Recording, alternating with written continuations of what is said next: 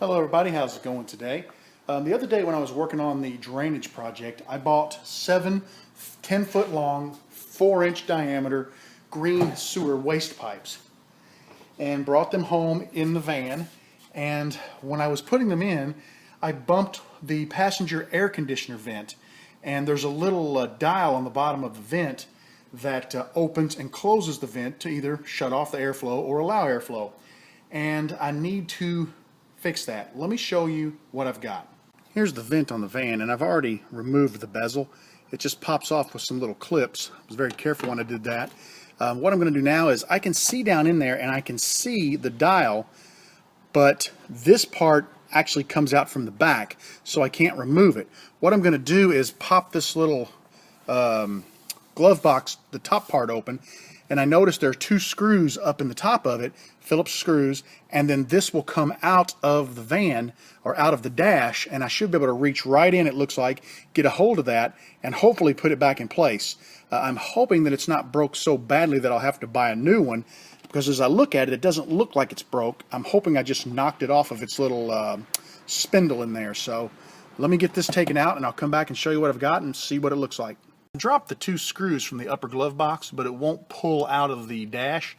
There must be something underneath holding it. So what I ended up doing is I dropped the lower glove box, and there's a couple of, on either side, a couple little ears there that hold it in the dash. By pressing in, see how it's got that slit in it? On either side, by pressing in, it drops open. And then there's this little clip right here, hard to see, but it looks kind of like a little dog leash that clips on it, and it's retractable. See, it pulls it back and forth, so it keeps you from opening it too far. I removed that, and now I can get up under the dash, and right there, let me see if I can touch it. Right there is the clip, or the dial. So what we're going to do is I'm going to go ahead and fish that back up and see if I can get it reinstalled, and I'll come back and show you what I've got. I managed to fish the dial back through the bottom of the vent, and as I look at the top of the dial, it's not broken. And as I look in here, let me get a light. At the bottom of the, right here, I'm going to move my finger and you'll see it. You see the clip on either side, and you see the post in the middle. That's not broken either, so we just need to figure out the orientation and snap it back on. It looks like it's just pressure fit, so that's good news. So I'm going to work with it, figure out the orientation, and we'll get it snapped in place and come back and take a look at it. I've got it reattached, and I've been working it back and forth, and it's opening and closing the flap, so I'm happy about that.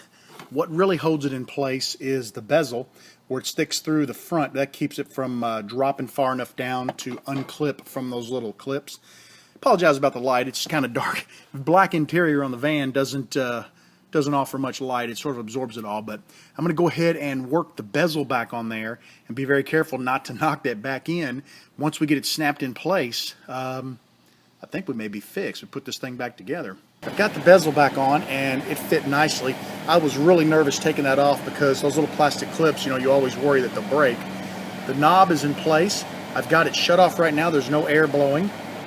It snaps over, and as I move it across, I can lock it in place and feel the full force of the air. So, and it looks like it's in there pretty good. It's turning smoothly, and it's not wanting to shove back in or anything, so I don't think the post or the clips were damaged at all. I think it just popped loose, and I'm real happy about that.